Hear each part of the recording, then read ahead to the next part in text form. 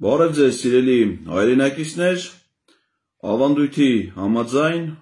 կիրակի օրը երեկոյան ժամը 21:00-ին ես ուղիղ եթերի միջոցով ներկայացնում եմ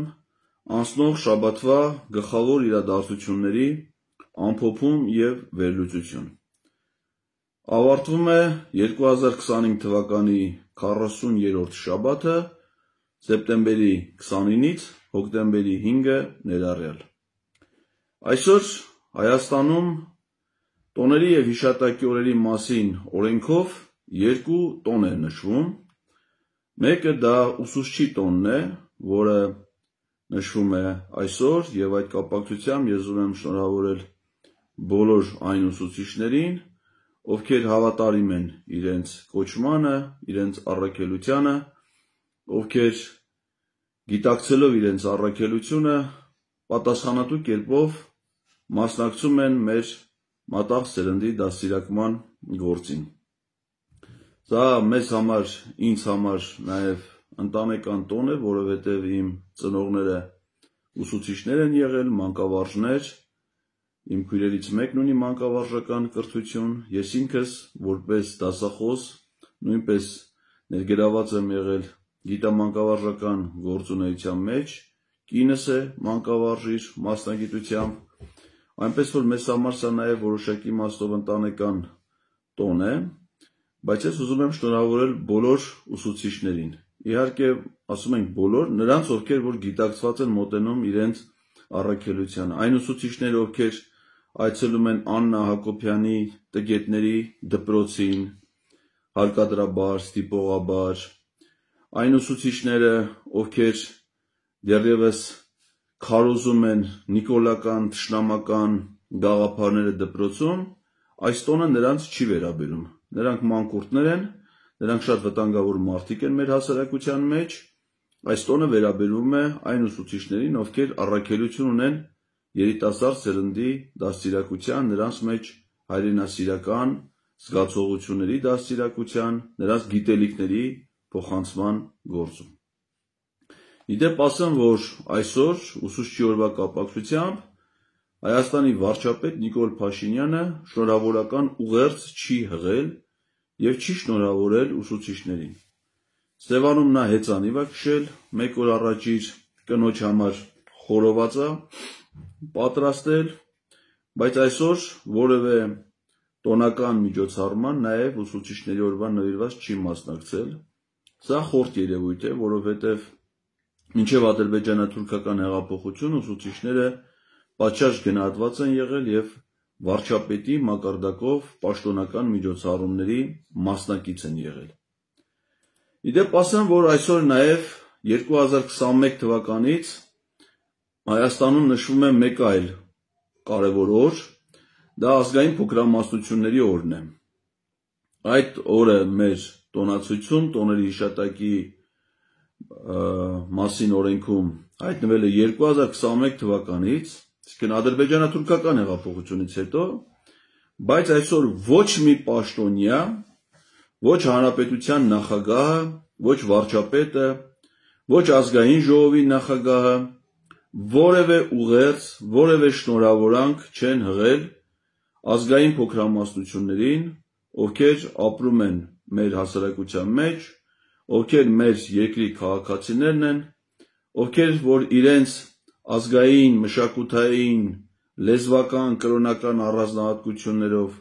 ոչ միայն գեղեցկացնում, գունավորում են մեր հասարակական կյանքը, այլ նաև նշանակալի դերակատարություն ունեն Հայաստանի Հանրապետության զարգացման, շենացման, պաշտպանության կազմակերպման գործում։ Ոչ մի շնորհավորական ուղերձ չի հղվել Հայաստանում ապրող ազգային փոքրամասնություններին։ Հայաստանում կան մի շարք ազգային փոքրամասնություններ, մասնավորապես եզդիներ, քրդեր, ասորիներ, ռուսներ, հույներ, հրեաներ, ուկրաինացիներ, լեհեր, նրանցից 4-ը, եզդիները, քրդերը, ասորիները և ռուսները, ունեն նաև ներկայացվածություն ազգային ժողովում, ցավոք սրտի եզդիները, քրդերը և ռուսները ոչ լավագույն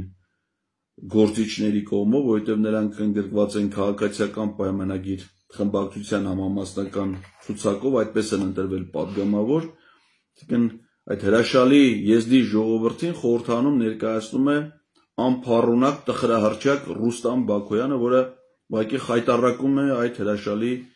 ժողովրդին։ Եվ ահա ոչ ոք ազգային փոքրամասնությունների օրվա առիթով շնորհավորական ուղերձ չի եղել։ Ինձ հետաքրիր է, հələ նայեմ, այս զուգահեռ այս եթերի ընթացքում տեսնեմ գոնե մարդու իրավունքների պաշտպանը նրա անցած տարի կարծեմ ունեցել է, այս տարի ունեցել է շնորհավորանք, թե չէ ուղերձ։ Ոչ, այսօրվա դրությամբ նա ոչ մի ուղերձ չի ունեցել, 3 ա եղել նրա վերջի ուղերձը։ Նույնիսկ մարդու իրավունքների պաշտպանը շնորհավորական խոսք չի եղել ազգային փոքրամասնություններին։ Սա այն դեպքում, երբ որ հիմա իրենց միգրացիոն քաղաքականության հետևանքով Հայաստանում արդեն բնակություն են հաստատել, չնայած ժամանակավոր թերևս կացության հատուկ կարգավիճակով, բազմաթիվ հնդիկներ, պակիստանցիներ այդ կողմից նրանց ազգային պատկանելությունը, կրոնական պատկանելությունը էլ մեզ համար պարզ չի, արտաքնապես ենք մենք նրանց ասում, որ նրանք հնդիկներ են, որոնց թիվը իդեպ մոտ արդեն 3 անգամ գերազանցում է Հայաստանում մինչ այդ բնակված բոլոր ազգային փոքրամասնություններին։ Նաև այս տոնական օրերի խորհուրդը անցնելով, ասեմ, որ 3 էլ հոկտեմբերի 4-ին քաղաքի տոնն էր նշում Հայաստանի իր մեծությամբ երկրորդ քաղաքը Գյումրին, որի կապակցությամբ ոչ մի շնորհավորական ուղերձ որևէ պաշտոնյայի կողմից չի հնչեցվել, ինչա թե Գյումրի բնակիչները մեծամասնության մեջ մերժել են այս իշխանություններին եւ չեն ընտրել իրանց էլեկտրիկ Սարիկին որպես քաղաքապետ, դա թերևս պատճառը հանդիսացել, որ ոչ վարչապետը, ոչ որևէ այլ պաշտոնյա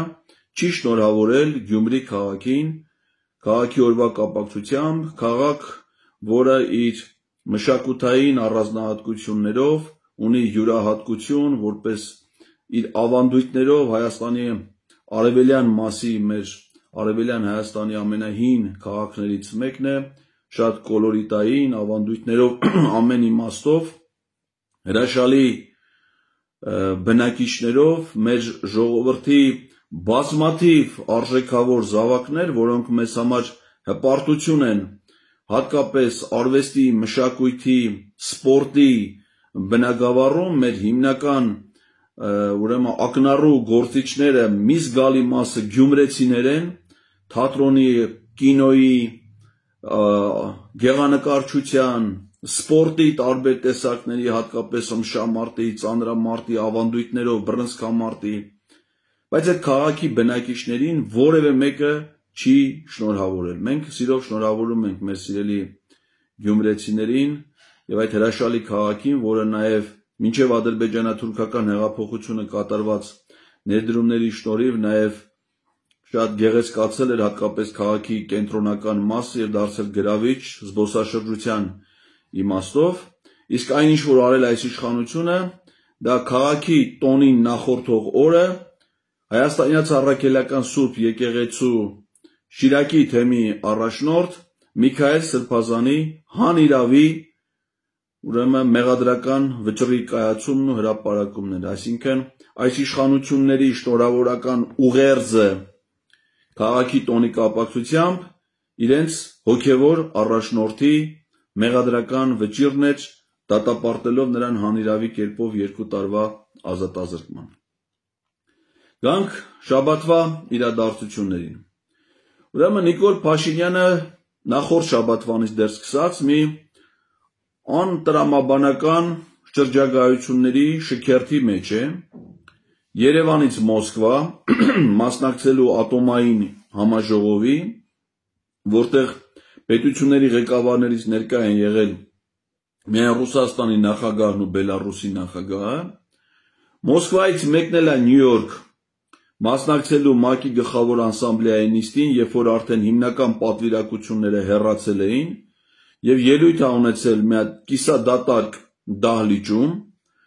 մի ելույթ, որը խիստ վիճահարույց էր իր բովանդակությամբ, որովհետեւ դրան նախորդել էր Ադրբեջանի նախագահ Իլհամ Ալիևի ելույթը,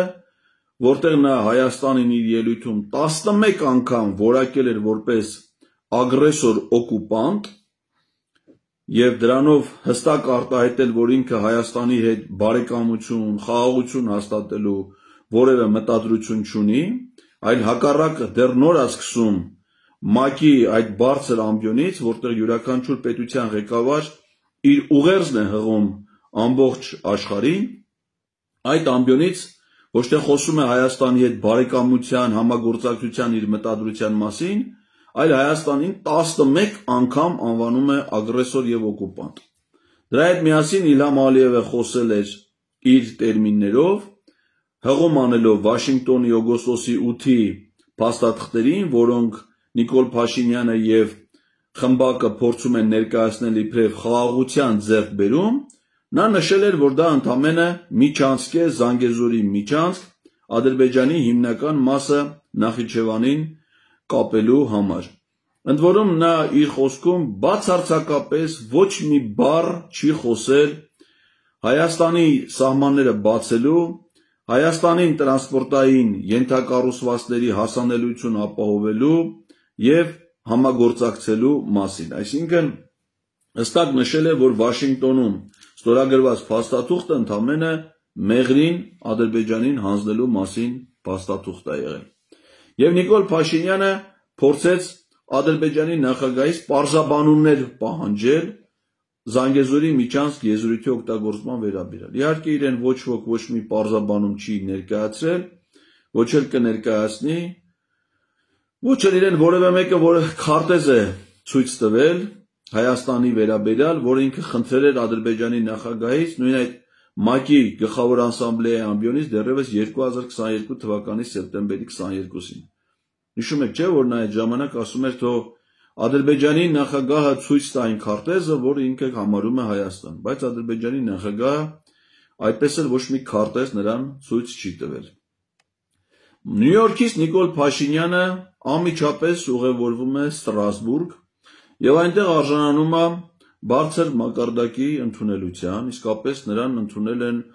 բարձր մակարդակով, 100 պատշաճի,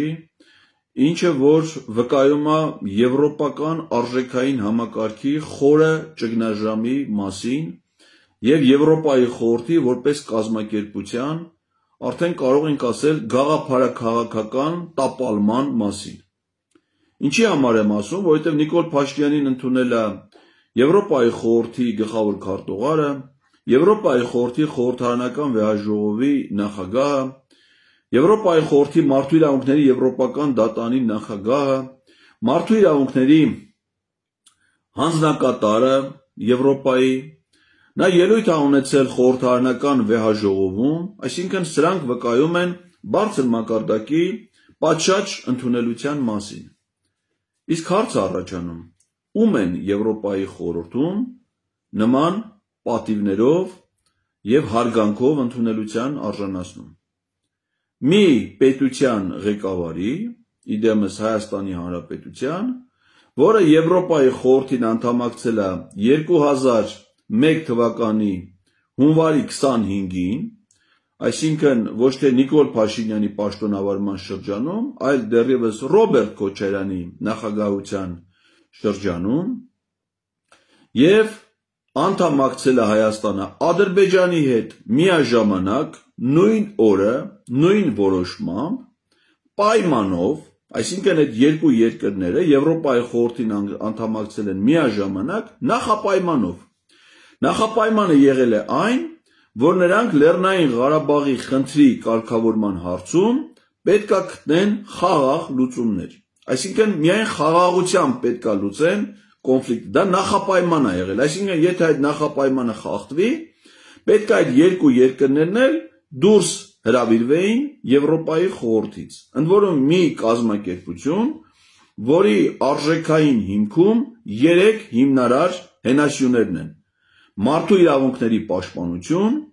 իրական ժողովրդավարություն եւ օրենքի գերակայություն։ Ոչ Հայաստանը, ոչ Ադրբեջանը որևէ առնչություն չունեն այդ հիմնարար սկզբունքների հետ, պայման ունեին այդ անդամակցությանը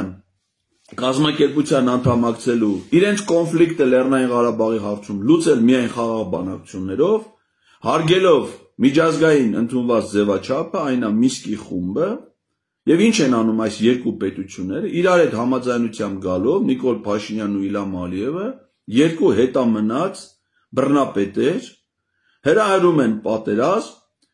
այդ պատերազմը հանգեցնում է հսկայական հումանիտար հետևանքների, Եվրոպայի խորհրդի պատասխանատվության տարածքում, անկախ դրանից դա ադրբեջանական վերահսկողություն է թե հայկական, տեղի է ունենում պատերազմ, էթնիկ հայ բնակչության ցեղասպանություն եւ բռնի տեղահանություն, դրանից հետո հիմնարար սկզբունքների կոպտագույն խախտումներ եւ ահա ընդունելություն Նիկոլ Փաշինյանին այդ կազմակերպությունում։ Սա նշանակում է, որ իմ ընկալումներում ես ասում եմ նաև որպես Եվրոպայի խորհրդի կողմից հիմնադրված երկու քաղաքական դպրոցների շրջանավարտ, տեղական ինքնակառավարման հարցերով Եվրոպայի խորհրդի երբեմնի փորձագետ,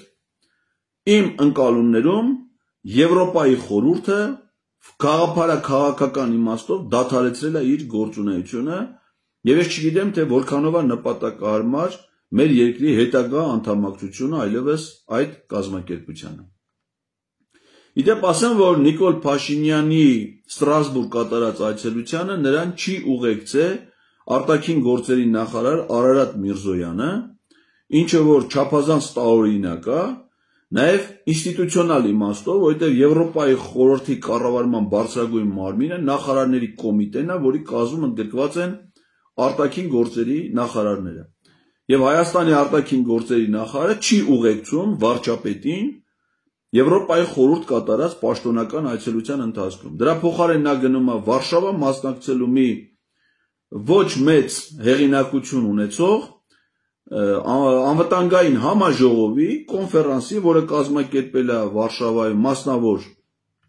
հիմնադրամ, ես դրան անձնապես տեղյակ եմ, ես եմ որպես դեսպան մասնակցել համաժողովին, ուրեմն մասնակցում է այդ համաժողովին եւ այնտեղ հանդիպում է Ուկրաինայի արտաքին գործերի նախարարի եւ մի շարք այլ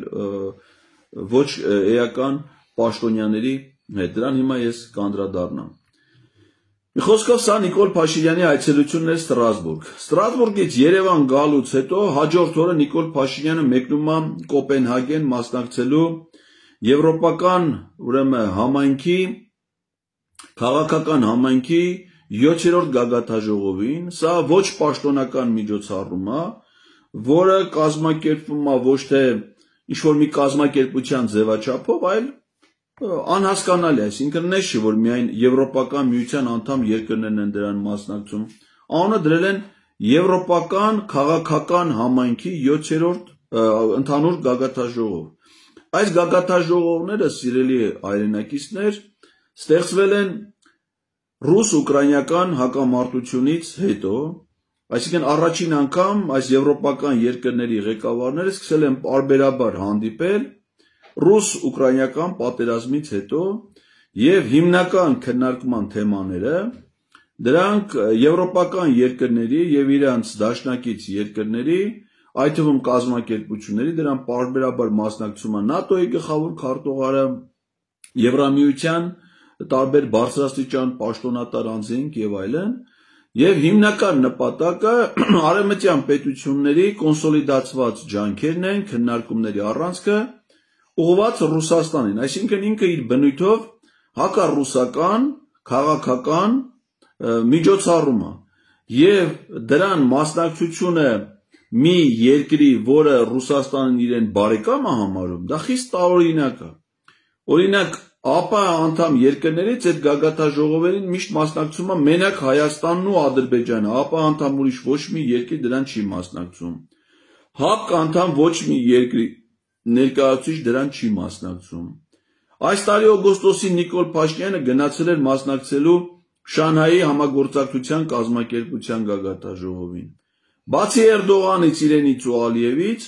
ուրիշ ոչ մի երկրի ղեկավար չկա, որ համ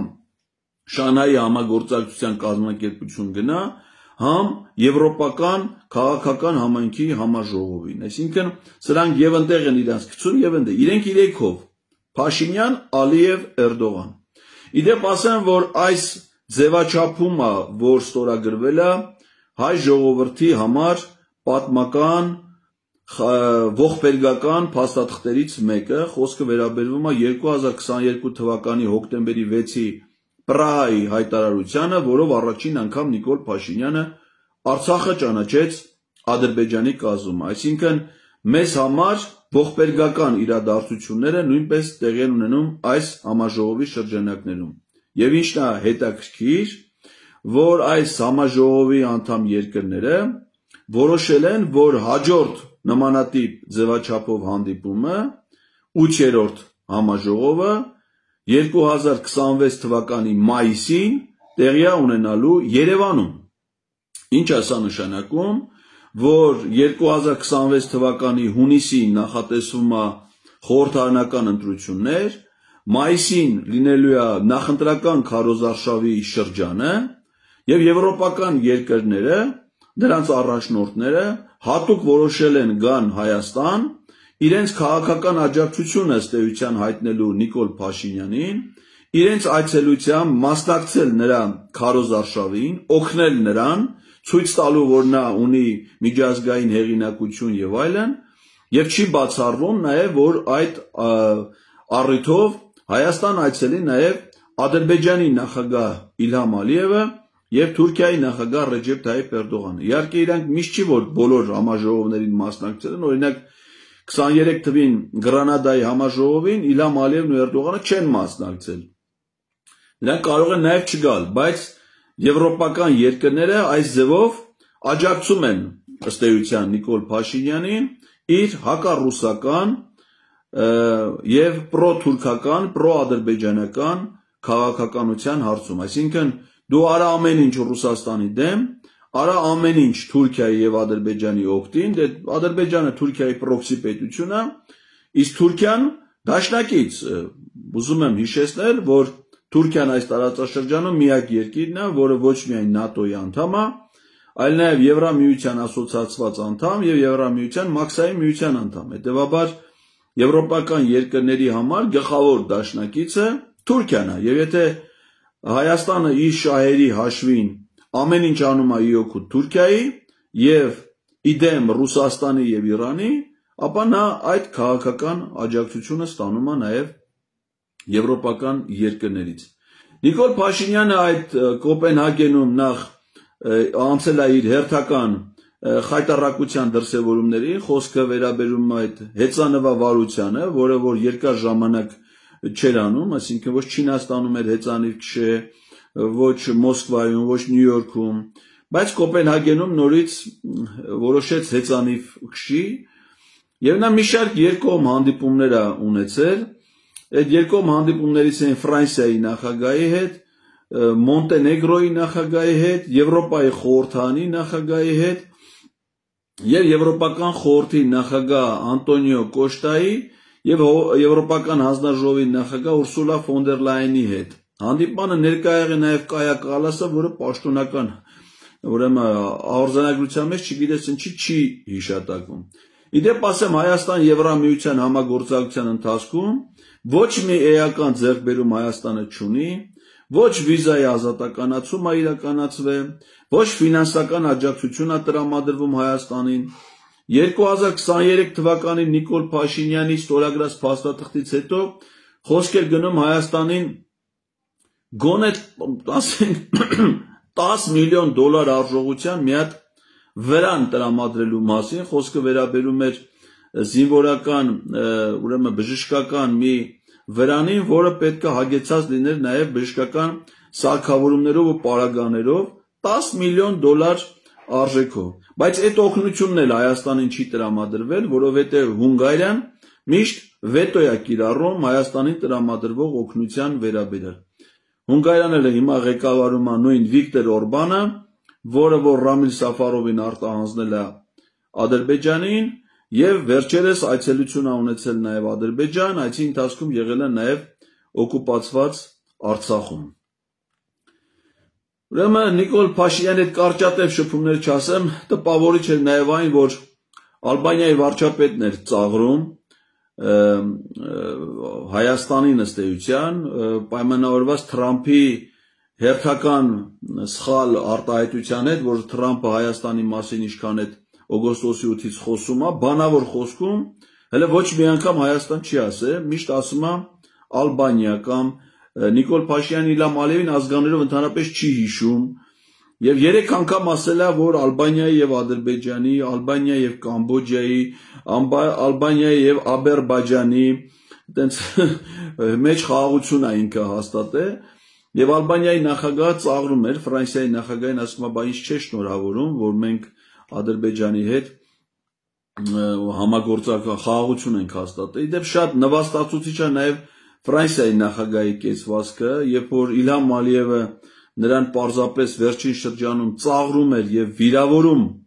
նրա վարած քաղաքականությանը եւ այլն, անինքնասերի նման դեռ կանգնած Իլհամ Ալիև այդ հետամնաց երկրի հետամնաց բռնապետի կողքը, Ֆրանսիայի պես երկիրը, որը որ աշխարհի ամենաազդեցիկ երկրներից մեկն է։ Սա էլ իր ստորացուցիչ կեցվածն էր այդ հարցում։ Այս Արադ Միրզոյանի Վարշավայի այցին շատ բան չունեմ ասելու, նա գնացել է մասնակցելու Վարշավայի անվտանգային համաժողովին, սա ոչ մեծ հեղինակավոր հանձնաժողով է, Մյունխենի անվտանգային համաժողովի ուրեմն նմանությամբ, Վարշավայում դա կազմակերպում է մի մասնավոր հիմնադրամ, եւ երբեք Հայաստանից բարձր մակարդակի ներկայացուցիչները դրան չեն մասնակցել։ Անցած տարի Արադ Միրզոյանը մասնակցել է նաեւ այս տարի։ Անցած տարի նրան Լեհաստանում ոչ մեկ չի ընդունել, այս տարի գոնե արտգործնախարարն է ընդունել։ Հանդիպում է ունեցել Ուկրաինայի արտաքին գործերի նախարարի հետ, ՆԱՏՕ-ի գլխավոր քարտուղարի տեղակալի հետ, որովհետեւ գլխավոր քարտուղարը դրան չի մասնակցում, Լիտվայի արտաքին գործերի նախարարի հետ։ Ինչպես նաեւ այնց հանդիպումները, որ անծանոթ մարդը կարող է տենա ասի դե հիմա պաշտոնական հանդիպում աթոռները դրած են նստած են, երևի կարևոր մարդ է, այլ արտաքին գործերն։ Ուրեմն այդ ֆորումի կազմակերպիչի հետ հանդիպել Զբիգնև Պիսարսկու եւ նրա կնոջ առանձին, այսինքն մի հատ հանդիպում ունեցել է Զբիգնևի հետ, մի քանի ժամ հետո էլ մի հատ առանձին այս պաշտոնական հանդիպում էլ Կատաժինայի հետ։ Ամուսիններ են, ընդ որում իրանք են այդ հիմնադրամը ստեղծել, այդ ֆորումը իրանք են կազմակերպում այդ Պուլասկի հիմնադրամի ու այսինքն ոչինչ չունեն անելու ու այդ ձևով պաշտոնական հաղորդագրություններ են լցնում, այդ իմաստով շատ տարօրինակ է նաև արտաքին գործերի աշխատակազմի ղեկավար գլխավոր քարտուղարը Դավիթ Կարապետյանը, որի ամուսին կինը նաև ազգային ժողովի քաղաքացիական պայմանագիր կուսակցությունից падգամավոր է, ուրեմն այստեղ են Իրանը նենց է պահում, ոնց որ ինքը նախարարից բարձր պաշտոն ունեն այդ նախարարությունում։ Այն դեպքում, երբ որ իր պաշտոնը դիվանագիտականը չի, վերջին օրենսդրական փոփոխություններից հետո ԱԳՆ աշխատակազմի ղեկավարի պաշտոնը քաղաքծառայության պաշտոն է։ Իսկ դիվանագետել չի, բայց պաշտոնական հանդիպումներին ինքը ավելի առաջ է նստում, քան Լեհաստանում Հայաստանի դեսպանը։ Երբ որ ինքը դիվանագետ չի, ու ինքը անկապ ինչ-որ հանդիպումներ ունենում տարբեր մարդկանց հետ եւ դա լուսաբանում են, ներկայացնում են որպես առանձին հանդիպումներ, երբ որ նման բան չի կարող լինի։ Կառավարության նիստում առանձնապես որևէ իրադարձություն չի եղել, արդեն երկրորդ նիստն է հերթական, որ Նիկոլ Փաշինյանը չի վարում, փոխվարչապետներն են վարում, որտեղ ինքը Հայաստանում չի գտնվում։ Անցնող շաբաթվա ընթացքում ազգային ժողովն էր արտահերթ նիստ հրավիրել։ Այս արտահերթ նիստից ես 2-3 հիմնական թեմաներ եմ առանձնացրել ներկայացնելու ձեր ուշադրությանը։ Մեկը վերաբերվում էր ազգային ժողովի Հայաստան խմբակցության կողմից ներկայացված մի օրենսդրական նախաձեռնությանը, որը փոփոխություն էր նախատեսում քրեական օրենսգրքում եւ նպատակ ուներ քրեականացնել հայոց ցեղասպանության ժխտումը։ Մեր քրեական օրենսգիրքը պարունակում է հոդված, որ առհասարակ ցեղասպանությունների խրախուսումը, ցեղասպանությունների չգիտեմ վերաբերյալ դրական խոսույթը արդարացնելը եւ այլն համարվում է քրեական հանցագործություն, բայց ընդհանուր է ձևակերպումը։ Հիմա Հայաստան խմբակցությունը, որի կազմում նաեւ մեծ թիվ են կազմում դաշնակցական պատգամավորներ, հաշվի առնելով այս իշխանությունների ապազգային ցեղասպանությունը ժխտող մոտեցումները, ցեղասպանությունը կասկածի տակ դնող մոտեցումները, դրանով պայմանավորված օրենքի նախագիծ են հեղինակել, որը վերաբերի կոնկրետ հայոց ցեղասպանությունը ժխտելու եւ դա քրեականացվի։ Դե այդպես օրենքներ ընդունվել են Ֆրանսիայում, ընդունվել է Շվեյցարիայում։ Եվ քաղաքացիական պայմանագիր կուսակցությունը դեմ է քվեարկում այդ օրենքի ընդունման, այսինքն դրանով ցույց են տալի, որ իրենք հայոց ցեղասպանությունը ժխտելու դեմ չեն։ Եվ դա ընդհանրացնում են ընդհանուր ցեղասպանությունների համատեքստում։ Դրան զուգահեռ քաղաքացիական պայմանագիր խմբակցությունը հեղինակել է եւ միայն իրենց խմբակցության падգամավորներով ընդդիմությունը չի մասնակցել, նույնիսկ առանձին հայտարարություններով դատապարտող մոտեցումներ են ցուցաբերել ընդդիմադիր խմբակցությունները, միայն քաղաքացիական պայմանագիր խմբակցության падգամավորները 64 կողմ 0 դեմ 2 ձեռնպահ ձեռնպահները ենթադրում են, որ կլինեն Հովիկ Աղազարյանն ու Հակոբ Ասլանյանը, ճիշտ ասած չեմ նայել քվեարկության անվանական արդյունքները, ենթադրում են, որ իրանք կլինեն, որովհետև ընդդիմությունը չի մասնակցել։ Այսինքն մենակ ՔՊ-ով իրանց խմբակցությամբ ազգային ժողովի անունից հայտարարություն են ընդունել, այդ հայտարարությունները ինչի է վերաբերում Հայաստանի եւ Ադրբեջանի միջև խաղաղության հաստատման վերաբերյալ հայտարարություն։ Ուրեմն ես ուզում եմ սրան ուշադրություն դարձնել, որովհետև սա հիմնական հիմքը սրա Վաշինգտոնում ստորագրված համաձայնագիրն է օգոստոսի 8-ի, որով Ադրբեջանը ըստ էության պահանջել է Հայաստանից, որպեսզի այդ փաստաթուղթը իրանք ազգային ժողովով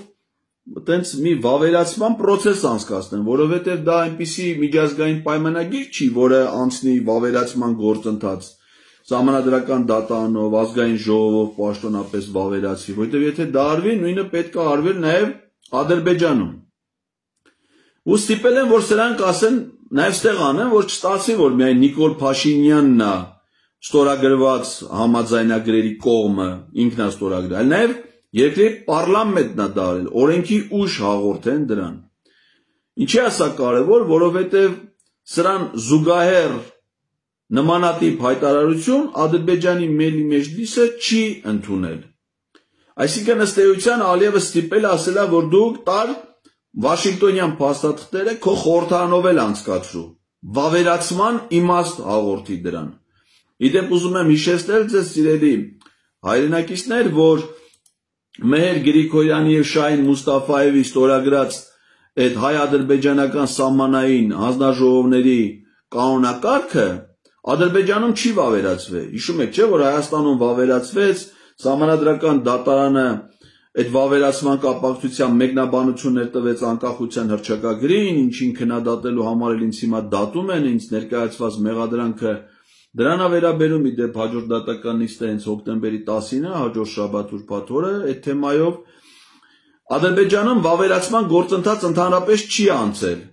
Հիմա սրանք ստիպում են, որ Մեղրին Ադրբեջանին հանձնելու եւ Զանգեզուրի միջանց տրամադրելու փաստաթուղթը հայտարարության տեքստով նաեւ վավերացվի Հայաստանի ազգային ժողովի կողմից, ինչը արվել է միայն քաղաքացիական պայմանագիր խմբակցության կողմից 64 կողմ ձայներով։ Մյուս հարցը, որը ազգային ժողովի վանի տեսանկյունից հետաքրքիր էր, դա ուրեմն մի թեմա հիշեցի։ Դա 44 օրյա պատերազմի զեկույցն է, այդ հանձնաժողովի, այսինքն 44 օրյա պատերազմի հանգամանքներ ուսումնասիրող, ուրեմն քննիչ հանձնաժողովի զեկույցն է, որը Ալեն Սիմոնյանը ոչ մի կերպ չի դնում ազգային ժողովում քննարկման։ Սա այդ զեկույցի պատասխանատուն Անդրանիկ Քոչարյանն է, Պաշտպանության եւ անվտանգության հարցերի հանձնաժողովը, որը խախտել է այդ զեկույցը մշակելու եւ ներկայացնելու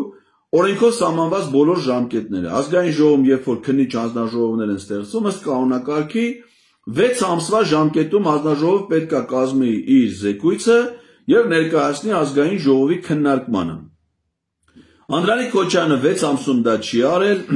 օրենքը թույլ տալիս է ժամկետը երկարացնել եւս 6 ամսով, եւս 6 ամսով երկարացվել է, բայց այդ ժամկետում էլ իրանք աշխատանքները չեն ավարտել, ավելի ուշ արդեն խախտելով բոլոր ժամկետները, նա նույնիսկ հանձնաժողովի անդամներին չի տրամադրել այդ զեկույցը նույնիսկ ըստ Ալեն Սիմոնյանի պատշաճ կերպով սկի Ալեն Սիմոնյանին չի հանձնե, նաև չի դնում քննարկման։ Ալեն Սիմոնյանը մեղադրում է Անդրանիկ Քոչարյանին, որ ինքը ժամկետները խախտել է, հետևաբար այդ զեկույցը իրավական արժեք չունի, որ քննարկվի, բայց առանց հասկանալու այդ նույն Ալեն Սիմոնյանը, որ ազգային ժողովի կանոնակարգով ինքն է որպես ԱԺ նախագահ պարտավոր կազմակերպել ազգային ժողովի բնականոն գործունեությունը։ Իսկ ազգային ժողովի բնականոն գործունեությունը վերաբերվում է նաև ազգային ժողովի մշտական, ժամանակավոր, քննիչ հանձնաժողովների բնականոն գործունեության իրան ժամկետը։ Ինքը պիտի ապահովեր, որ այդ ժամկետներում այդ զեկույցները ներկայացվեին։ Բայց դա չի արել։ Եվ կարծում եմ, որ սա դիտավորյալ է արվում, որովհետև նույն կերպ տենց էլ նախորդ գումարման ազգային ժողովում նույն Անդրանիկ Քոչարյանի նախագահությամբ տենց էլ քննարկման չներկայացվեց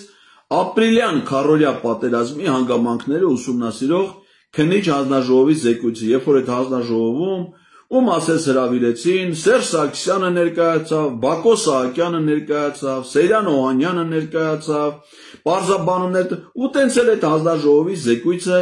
ոչ ոք չտեսավ։ Հիմա նույն ճակատագրին արժանացավ նաև 44-օրյա պատերազմի հանգամանքներն ուսումնասիրող հանձնաժողովի զեկույցը։ Նորին հիշեցի, ավելացրեցի, որ այս շաբաթվա ընթացքում ազգային ժողովը ընտրեց առողջապահության հարցերի հանձնաժողովի նախագահ, հանձնաժողովի նախագահ ընտրվեց քաղաքացիական պայմանագիր կուսակցությունից մի падգամավոր, որը չունի բարձրագույն կրթություն, այսինքն հերիք չի այդ բուժքույրը չունենալով որևէ գիտելիքներ եւ արժանինքներ դարձել էր ազգային ժողովի падգամավոր, հիմա էլ նա պետք է գլխավորի ազգային ժողովի այդ առանցքային մշտական հանձնաժողովներից մեկը։ Ազգային ժողովում այս շաբաթ նաև մի հետաքրքիր իրադարձություն տեղ ունեցավ, լուսաբանեցին, որ պատվաստում են իրականացրել падգամավորների շրջանում։ Ես ճիշտ ասած լսել էի, որ վերջին շրջանում ահազանգեր կար, որ հատկապես Շիրակի մարզում դաբաղ է տարածված որպես հիվանդություն եւ պատվաստումներ են արվում, բայց դաբաղը այն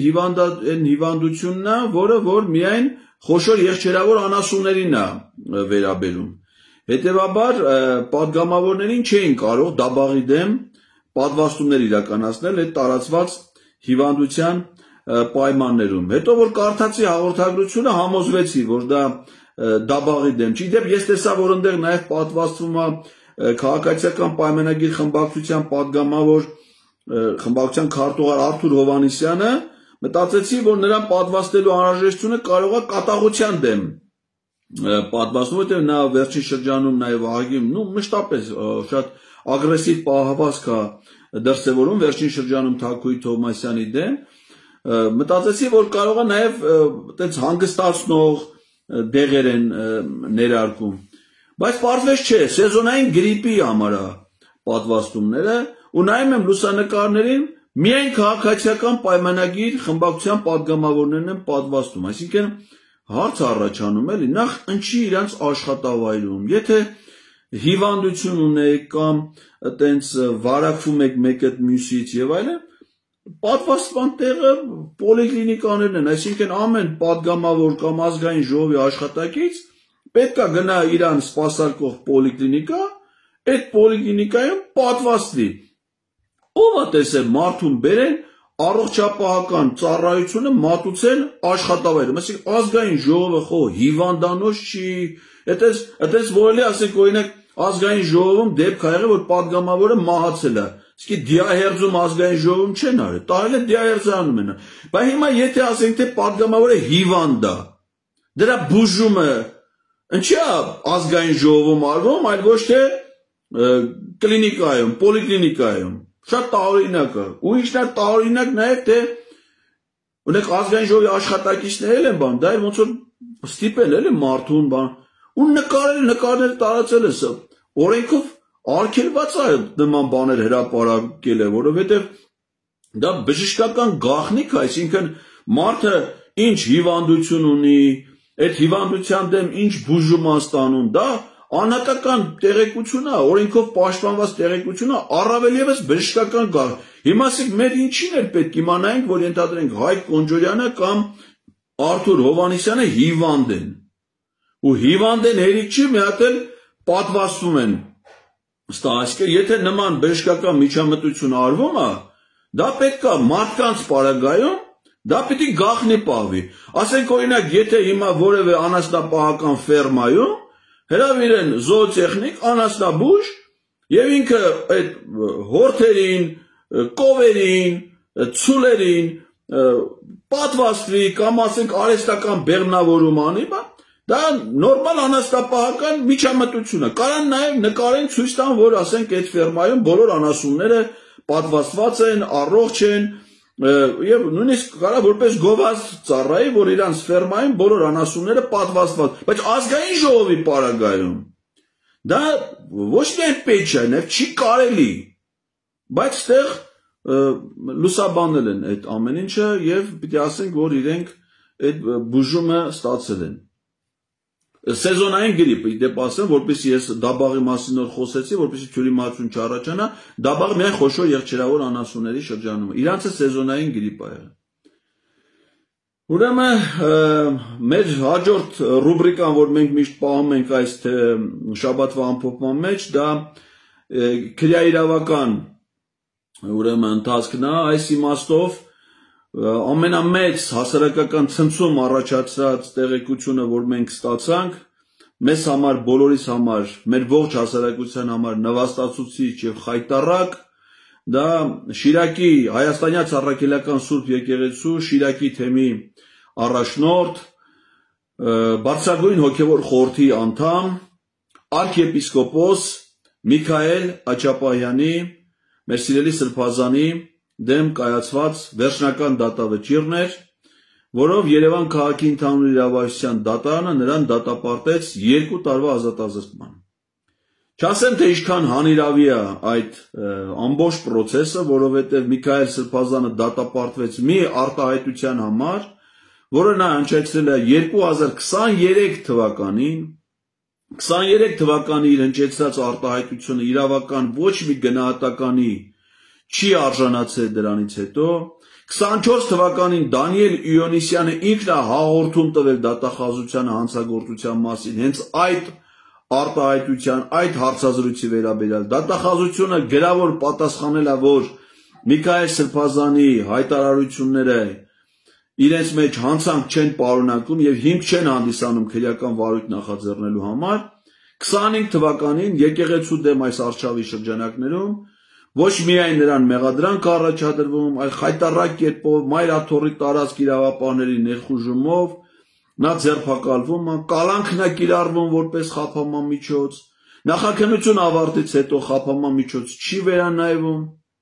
հիմա էլ նա դատապարտվում է եւ չնայած որ մեր քրեական օրենսգիրքը մնացած բոլոր դեպքերում պատժի չափը սահմանելիս դատարաններին նախատեսում է, որ նրանք պետք է հաշվի առնեն նաև անձի կերպարը, առաջին անգամվա դատվածության հանգամանքը, նրա կարգավիճակը եւ այլն, սրանք բոլորը մեղմացուցիչ հանգամանքներ են հանդիսանում դատավճռի կայացման համար, բայց դատախազությունը պահանջել էր 2 տարվա 6 ամսվա ազատազրկում, դատանը բավարարում է 2 տարվա ազատազրկումը եւ մեր սիրելի սրբազանը շարունակում է մնալ կալանքի տակ։ Սա խայտառակություն է։ Օրինակ իմ նկատմամբ բռնություն գործադրած մարդասպանները, որոնք ակնհայտ սպանելու մտադրություն ունեն, ովքեր տեսել են տեսանյութը հիշում են, նրանք ոչ թե հայտարարություն են արել, բռնության կոչ են արել, որ պետք է Էդգար Ղազյանին ծեծել, բանանել, ահաբեկել, այլ իրականացրել են դա, կազմակերպված հանցավոր խումբ են ստեղծել, եկել են դարանակալել են մեր շենքի մոտ, դաժան բռնության են ենթարկել, իսկ կոչ չեն արել, դա իրագործել են։ Այդ մարդկանց նույն Երևան քաղաքի ընդհանուր իրավասության քրեական դատան այլ կազմով մեղավոր ճանաչելով, այսինքն համարելով, որ այդ հանցանք իրանք են գործել, մեկին դատապարտել է 150 ժամ աշխատանքով, մյուսին 150 ժամ, մյուսին 80 ժամ, 3 հոգի են եղել խմբով։ Նրանք աշխատանքով են դատապարտվել։ Միքայել Սրբազանի պես մարդը, որը արտահայտությունը արել, որին դատախազությունը հանցանք չի համարել, դատապարտել են 2 տարվա ազատազրկման։ Սա այն խայտառակությունն է, որը որ մենք տեսնում եւ ապրում ենք մեր օրերում։ Այս շաբաթվա ընթացքում պարզ դարձավ, որ Վճռաբեկ դատարանը չի ընդունել վարույթ Ջալալ Հարությունյանի բողոքը, որով ուժի մեջ է մտել ավելի ցածր ատյանի դատարանների որոշումը եւ Ջալալ Հարությունյանը պետքա կրի իր պատիժը բանտում, այսինքն նա պետքա բանտարկվի։ Իհարկե, թե ինչ մեղքեր է գործել Ջալալ Հարությունյանը, հետո ինքը եղել է, ինչի եմ համարում սա առանձնացնում, որովհետեւ Ջալալ Հարությունյանը 44 օրյա պատերազմի առաջին օրվանից մինչև իր ծանր վիրավորում ստանալը եղել է Պաշտպանության բանակի հրամանատար, Պաշտպանության նախարար Արցախի Հանրապետության, պարգևատրվել է Արցախի հերոսի բարձրագույն կոչմամբ, ոսկե արծիվ շքանշանով, եւ հիմա նա պետք է հայտնվի բանտում։ Բանտում է նաեւ Ջալալ Հարությունյանին փոխարինած Պաշտպանության բանակի հրամանատար պատերազմի օրերի Միքայել Արզումանյանը, ադրբեջանական բանտում է Պաշտպանության բանակի մեկ այլ հրամանատար Լևոն Մնացականյանը, Պաշտպանության բանակի հրամանատարի նախկին տեղակալ գեներալ-մայոր Դավիթ Մանուկյանը, իսկ Հայաստանում քրեական գործերով են անցնում Հայաստանի զինված ուժերի գլխավոր շտաբի պատասխանատուներ, Պաշտպանության պատերազմի ժամանակվա Պաշտպանության նախարար Դավիթ Տոնոյանը, զինված ուժերի գլխավոր շտաբի պետի առաջին տեղակալ Տիրան Խաչատրյանը, գլխավոր շտաբի պետի տեղակալներ պատերազմի ժամանակվա Անդրանիկ Մակարյանը, Ստեփան Գալստյանը, այսինքն սա ինչ է հուշում, որ ոնց որ Արցախի ռազմաքաղաքական ղեկավարությունն է դատվում Բաքվի դատարանում, նստած է Բաքվի բանտերում, ըստ խաղաղության համաձայնագիր կոչված փաստաթղթի, Հայաստանի ողջ ռազմաքաղաքական ղեկավարությունը, նախագահները, պաշտպանության նախարարները, շտաբի պետերը, տեղակալները բոլորին տարբեր պատճառներով, տարբեր քրեական գործերով սպառնում է բանտարկություն։ Սա Ադրբեջանի պահանջն է, որը արմատավորված է, արտացոլված է նաև խաղաղության պայմանագրում։ Այլ հարցերից մի շարք թեմաներ եմ առանձնացել, փորձեմ արագ անցնել եւ ավարտել։ Աննա Հակոբյանը վերադարձավ Չինաստանից։ Ոնց որ նրա գնալն էր շատ տարօրինակ, անհասկանալի, նենց էլ այնտեղ մնալն ու վերադառնալը։ Նա ասաց, որ դեռ շուտ հայտարարել էր, որ սեպտեմբերից գնալու է Չինաստանում Պեկինի նորմալ համալսարանում, թե համալսարանի անունը չի նորմալ, ես չգիտեմ, մանավանդ որ դրա ուսանողը աննորմալ է, գնում է Պեկինի համալսարանում մագիստրոսական կրթության սովորելու չինական փիլիսոփայություն, քաղաքագիտություն, չգիտեմ ինչ։ Ու երբ որ սա իր մարդու հետ գնաց Շանհայի միջազգային կազմակերպության համաժողով, ընդդից Պեկին, մասնակցեց զորահանդեսին, Ճապոնիա այլևս Նիկոլ Փաշինյանի հետ չգնաց, ընդեղից միանգամից մնաց Չինաստան։ Իբր սովորելու։ Մի քանի լուսանկարներ ու տեսանյութ հրապարակեց իբր գիրք կարդալուց, ես շատ գրքեր եմ կարդացել, աշխարհում շատ մարդիկ են գրքեր կարդացել, ես հենց գիրք կարդալու, այդպես չեմ հիշում, էլի, ասեք գիրք կարդալուց մարդը չի նկարվի, էլի։ Ամեն գեցիկին կեթումա Կարապի լճի մոտ ճռ արևի տակ, որ մարդը 3 րոպե չի կարա նստի, գիրք է կարդում, նկարվելու։ Հիմա էսի մի հատ լեռնային անտառների մեջ գտնվող այնպես պանսիոնատ հյուրանոց երևում է, էլի, որ շքեղ հյուրանոց է։ Էրդողանի գիրքը կարդալուց երևում է, որ ծով կա կադրի մեջ, կահույքից արդեն երևում է, որ դա թանկարժեք կահույք է։ Ինչ որ 5 աստղանի հյուրանոցներում գիրք է կարդում, վերջի գիրքը Էրդողանի գիրքը կարդաց եկավ։ Հիմա եկել է արդեն հոկտեմբերի 4-ին բանում էր, Սևանում իրանց ամառանոցում էր։ Այդ նշանակում է հոկտեմբերի 3-ին ընդից դուս եկել մի ամիս։ մի ամսով կրթություն աշխարհի ոչ մի համալսարան չի առաջարկում։ Ճիշտ է, հիմա կրթական ծրագրերը կրճատվում են, կան մագիստրոսական ծրագրեր նույնիսկ 1 տարվա կամ տարուկեսվա։ Ես իմ մագիստրոսական ծրագիրը անցա 2 տարում։ Բայց 1 ամսով մագիստրոսական ծրագիր չի լում։ Այն մագիստրոսական ծրագրերը, որոնք 1 տարով են, նրանց ակադեմիական ծանրաբեռվածությունը լսարանային այնքան խիտ է, որ առնվազն 6 ամիս նրանք գրեթե ամեն օրը 8 ժամ մենակ լսարանային ժամեր են ունենում, որպեսզի հասցնեն այդ խիտ ծրագիրը 1 տարում կարողանան իրացնել։ Սա մի ամսում ասած բանը, թեմայի Ատենա Խոյսյան մագիստրոսական թեզի ղեկավարը գրքի տվե, ասել է գնա բան թեզը գրի։ Այդ ղեկավար երբ հաստատի մի ամսվա մեջ, թեման երբ սուտ Ուղղակի չդիմացավ էլի, նա ասենք թե մտածեց այդ տգետների դպրոցի շրջանակներում ասես մի հատ դերասանություն անի, կամ հանեց շպրտել են այդ համալսարանից, որովհետև նա սովորող չէր, ոչ լեզու գիտի, ոչ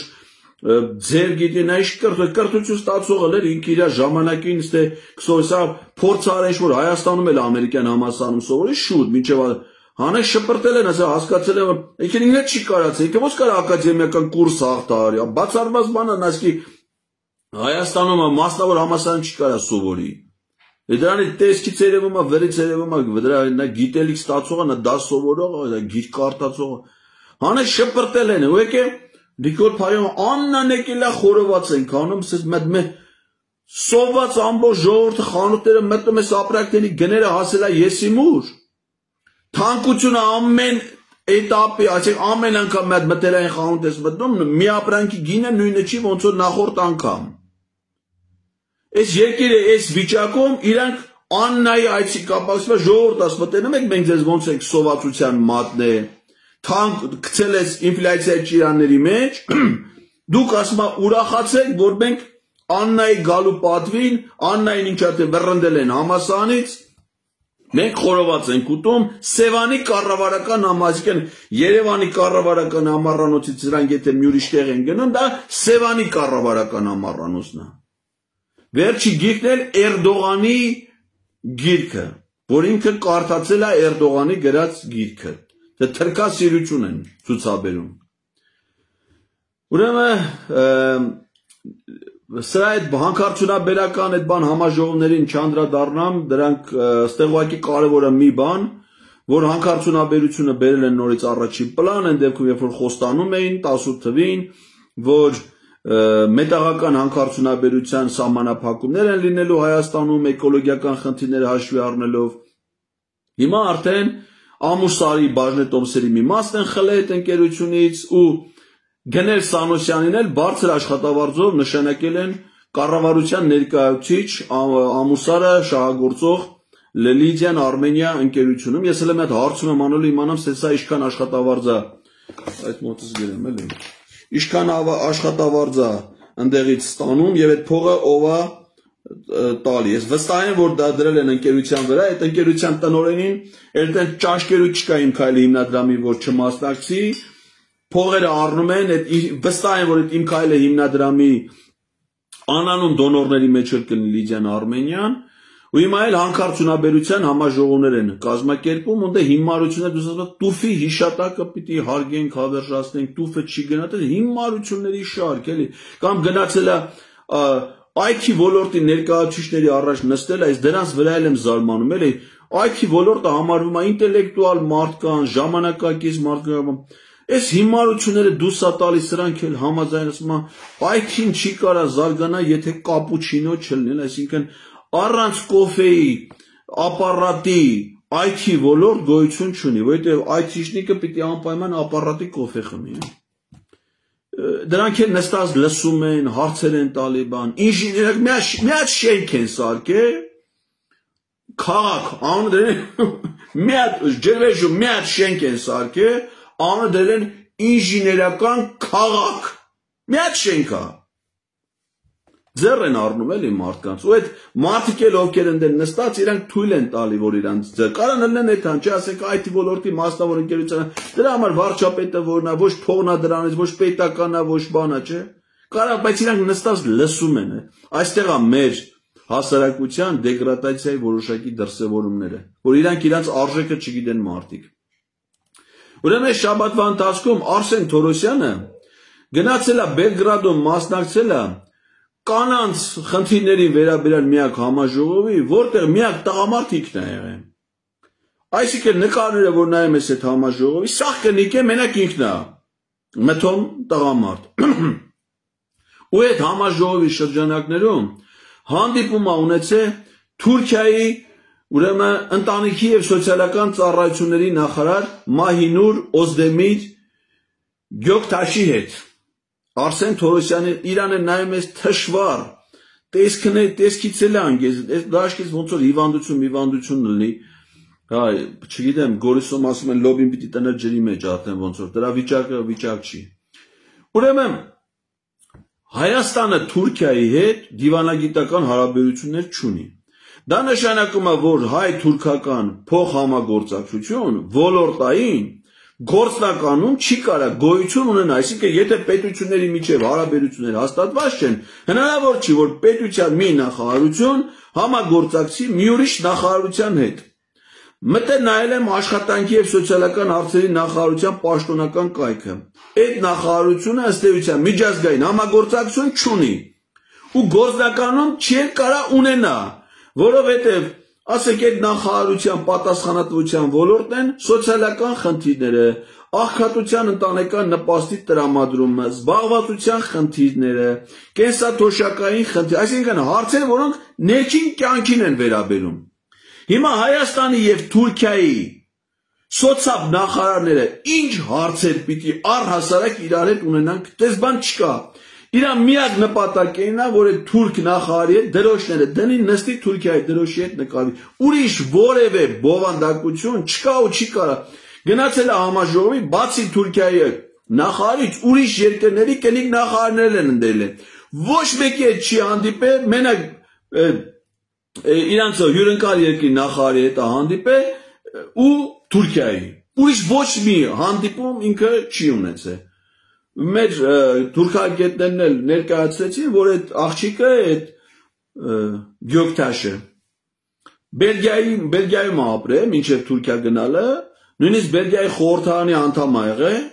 ու հանը շպրտել են այդ Բելգիայի կուսակցությունից, որի կազմով ինքը, չգիտեմ, իշխող ա եղել թե ընդդիմադիր, մի խոսքով պարլամենտի անդամ ա եղել, հանը շպրտել են իրենց կուսակցությունից հայոց ցեղասպանության հարցում իր ժխտական դիրքորոշման եւ վերաբերմունքի համար։ Ուրեմն շնորհավորանքի մի առիթ ունեմ, ավարտում եմ արդեն, ուզում եմ շնորհավորել մեր ողջ հասարակությանը,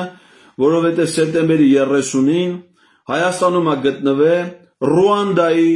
ուրեմն բարձր տեխնոլոգիական արդյունաբերության հարցերով նախարարը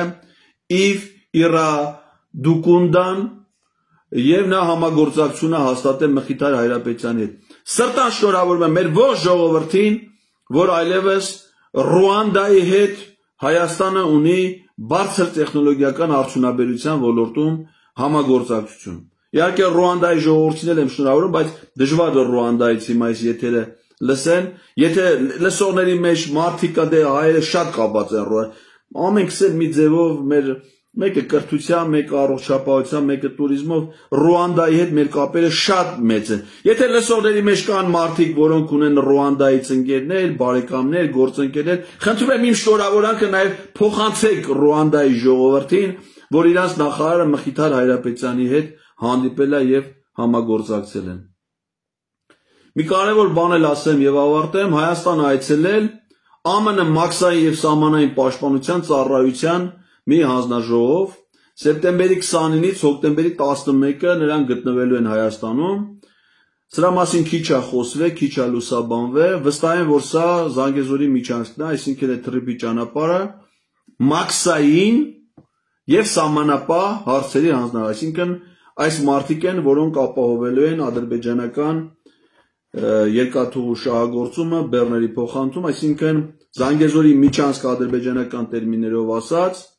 Ադրբեջանին հանձնելու գործընթացի պատասխանատու մարդիկ են,